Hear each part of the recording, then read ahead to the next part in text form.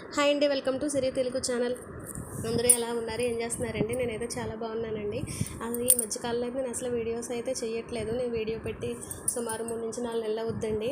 ఈ మధ్యన అయితే ఇంక అసలు హెల్త్ బాగోకైతే ఫోన్ కూడా తీయట్లేదు. అసలు ఫోన్ కూడా పక్కన పెట్టేశానండి. వీడియోలు కూడా ఏం చేయట్లేదు.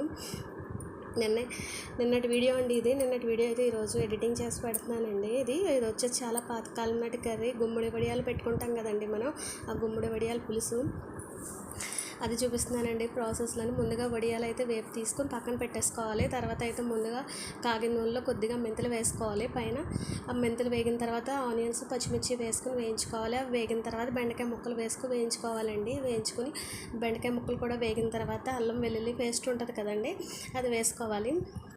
వేసుకొని బాగా కలుపుకున్న తర్వాత మనం చింతపండు పులుసు ఎంత అయితే కావాలనుకుంటున్నామో టేస్ట్కి అంతగా వేసుకుని అంత వేసుకోవడమే అండి. వేసుకుని కొన్ని నీళ్ళు వేసుకుని కొంచెం మరిగిన తర్వాత మరుగు పట్టిన తర్వాత అయితే వడియాలు వేసుకోవాలండి. అంతే, గుమ్మడి వడియాల పులుసు చాలా ఈజీ అండి.